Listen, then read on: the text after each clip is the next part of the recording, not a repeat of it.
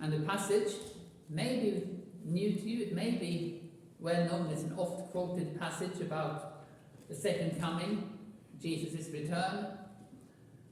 Even though you may have picked up on the fact that the main point of this passage is don't fear death. That's what it's really all about. Because the Thessalonians, who Paul was writing to, appear to have, well, been not quite sure. They weren't really sure what was going on here, and maybe that's reassuring that if we're a bit confused sometimes, so were they. But Paul, as a great apostle that he is, doesn't want them to be uninformed. Not because he's kind of like me and he just likes pontificating a bit and teaching all the good facts that he knows, but because he wants to encourage them. You may have picked up on that. Twice in this passage you had the word encourage each other. He says, I don't want you to grieve like other people who don't have hope. And it might be good to point out that it doesn't say don't grieve, full stop. But it says don't grieve as if you didn't know that Jesus has defeated death. That's what it's about. And as usual, the focal point here is Jesus. No surprise there. So, Paul doesn't want us to be uninformed. So what is it we need to know then? What is it that he wants us to be informed about? Well, when it comes to Jesus, the main points are quite well summarized in that liturgical phrase that we sometimes repeat, especially at Easter. Christ died, Christ is risen, Christ will come again. That sums it up quite neatly. Shall we say it all together? Christ died, Christ is risen, Christ will come again. And the first two, Christ died and Christ rose again, are, well, fairly straightforward, and obviously we'll talk more about that at Easter. It's a third one, Christ will come again, that most often confuses people. So, moving on from Jesus, what do we need to know about his second coming? That he's coming back. Well, we need to know that he is coming back. So let's kind of start with that. Here's another one. The descent aspect isn't the main point. Paul uses a picture of Jesus coming down here. There's quite a few passages when they talk about Jesus coming. They just use the word appearing. At his appearing, when he appears. Nothing about coming down or going up or anything. Now, it is quite possible that when he comes back, that he will first appear a bit above ground, just like when he left us in Acts 1. He started going up before he disappeared. But the main point of this whole going up and coming down imagery is that Jesus is returning from the purely spiritual realm that we normally refer to as heaven, back into our material world. And for centuries, for millennia, we as human beings have found it easier to imagine this heaven, this spiritual sphere, if you like, as being above, even though in a way beyond is probably a better term to use, because heaven isn't technically above us.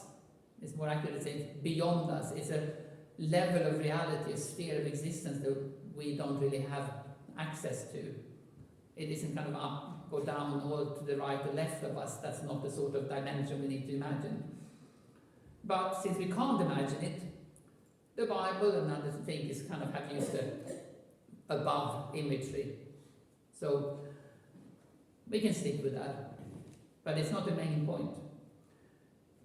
When the New Testament talks about Jesus' return, it does often use the term appearing, but sometimes it uses another term, the parousia, or however you say Greek words in English, which means presence or arrival, and it features in this passage in verse 15, where it says, those who are left until the coming. And this term, where is that? Parousia, is used in secular Greek. I'm sorry, I'm going to have to talk a bit about Greek here now.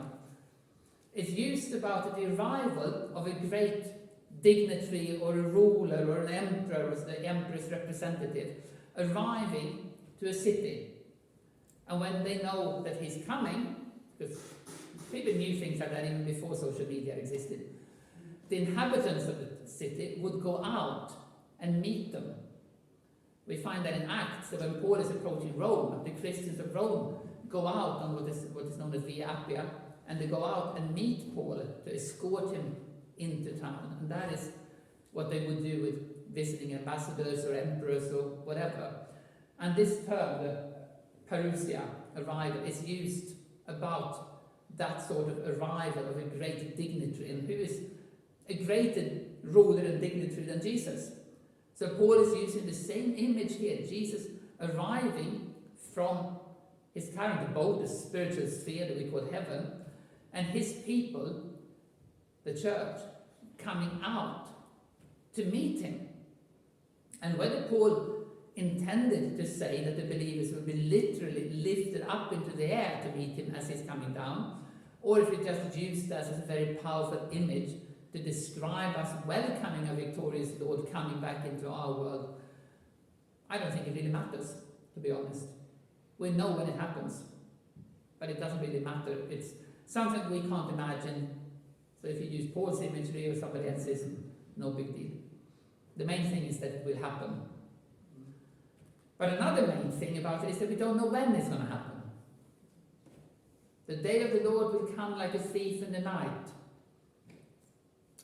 Day of the Lord, that's an expression that features often in the Bible, both Old and New Testament. It's a standard biblical shorthand for the end of the world, the end of the age, when God will finally intervene decisively to establish his kingdom and bring his plan of salvation to conclusion.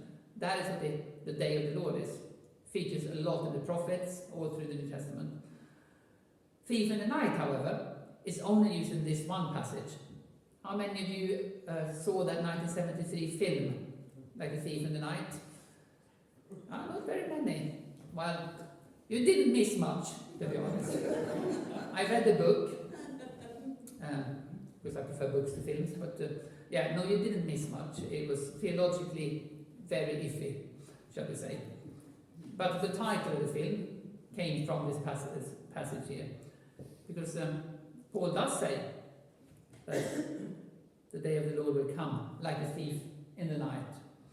And Jesus uses a similar image when he's warning about his unexpected return. This is in Matthew 24. Therefore keep watch, because you do not know on what day the Lord will come. Understand this: if the owner of the house had known at what time of night the thief was coming, he would have kept watch and would not have let his house be broken into. So you also must be ready, because the Son of Man will come at an hour when you do not expect him. Twice. So in light of this, which he's speaking, he's saying this to his disciples, I think it's simply amazing how many people have tried throughout the centuries to pinpoint the date of Jesus' return. When Jesus says very clearly, he will come at an hour when you do not expect him, you do not know. Paul says he will come like a thief in the night. We are not supposed to know. When I was young, we used to sing, we sang in Swedish, but it is a translation of an American song, but the Swedish version starts off with, the signs of the times show the Lord is near, soon Jesus is coming back. We used to sing that, looking for the signs of the times. The problem is that song was written in 1872. Basically, I'm not very impressed by people who try to point to certain signs and say this shows that Jesus is very nearly here now. Most of the signs that Jesus lists in Matthew 24 probably refer to the destruction of Jerusalem in AD 70. And most of the so-called signs that are brought in are wars, earthquakes, epidemics, things that have happened throughout human history. And the point that the Bible is making is they will continue to happen. And there may be times when there's more of them, which remind us of our mortality and that we need to be ready. There might be times when there are fewer of them, but we can't say, oh, this earthquake or that war means, oh, now Jesus is nearly here. Because Jesus himself made it clear. We are not supposed to know. We are not supposed to be able to work it out. Instead, we need to be constantly prepared, because it could happen anytime. There's one person I follow on Twitter. Every now and again, she will just tweet this one line: "Today, we're one day closer to the return of Jesus." That is true. If it doesn't come today, it might come tomorrow. But we are one day closer every day, because we know it's going to happen. We just don't know when, and we are not supposed to know when. But while we wait for it to happen, we are supposed to live holy lives, which maybe is less surprising, because the New Testament focuses quite a lot on that. Even if we don't know when Jesus is coming back, Paul tells us that we shouldn't be caught out, because we know it's going to happen, and we should be prepared. We should be living as children of the light all the time, filled with faith, living out God's love, filled with self-control. It was interesting, I noticed the version that Chris read, which is the NIV 1984, said self-control. The 2011 version actually says sober, which is slightly more literal, but I think the 1984 version captures the meaning more accurately, because it isn't just about not getting drunk, it is about all forms of self-control. Be filled with faith, live out God's love, demonstrate self-control, so you're not embarrassed when Jesus comes back. You don't want kind of awkward, "Oh, sorry, I wasn't expecting you." But, of course, another point to be made here is that although some believers obviously will be alive when Jesus returns, most of us probably won't, unless he comes back very soon. And it's interesting, Paul seems to assume in this letter that he will be alive, because it says that we who are still alive and left until the second coming, he was wrong. I think at this point we can unequivocally say Paul was wrong, because he has died. He is not still wandering around the earth. 1 Thessalonians is quite possibly the first letter Paul wrote, somewhere around AD 50, maybe 51, 52. Obviously, they didn't date the letters, so we can't be sure. But at that point, he was obviously still expecting Jesus to come back within his lifetime. In the pastoral letters, Timothy, Titus, which were written much later in his life, we see that he's realized that he might actually die before Jesus comes. His main reason for writing this passage here is that the Thessalonians were worried about death, and they were worried specifically about believers who had died, because they were expecting Jesus to come back quite soon. But we are now, say, 20 years after the crucifixion and resurrection. Some believers had started dying. What happens? Will they miss out on Jesus' coming back and establishing his kingdom? Is death an unbeatable problem? And in most worldviews, well, yes, death is an unbeatable problem. On Tuesday, you know what's happening on Tuesday? It's Halloween. Some people are quite worried about Halloween and children playing around with witchcraft, or the fact that it seems to be glorifying death. Sometimes, yes, that concern is quite legitimate. I noticed that the Cat and Kitten charity shop down in the village had a Ouija board in the window. Please stay away from Ouija boards. They are not toys.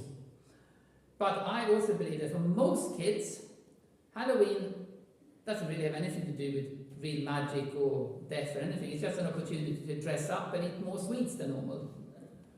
And you may notice as well that nowadays a lot of the costumes are princesses or dinosaurs. I mean, the whole occult aspect of it seems to have kind of been mixed up with other things. I mean, I'm not saying Disney princesses aren't scary, but, you know, I don't think that a child wearing a witch's outfit for a day is going to make them dabble in the occult any more than dressing them up as a sheep at Christmas is going to make them Christians. It is play, make-believe. Sadly, at Christmas just as much as Halloween for a lot of children. But Halloween is still one expression of the world's many futile attempts at dealing with death. Maybe less now than it was in the past, but it's still a way of dealing with it. Take the edge of Halloween by wearing silly costumes and kind of very unscary skeletons and that sort of thing. Take the edge of it. Pretend it's just something you can laugh off. Pretend it can't happen to you. Or avoid talking about it. There are so many euphemisms about death. I remember the kick in the bucket. I mean, where on earth did that come from? In Swedish you say take down the signpost.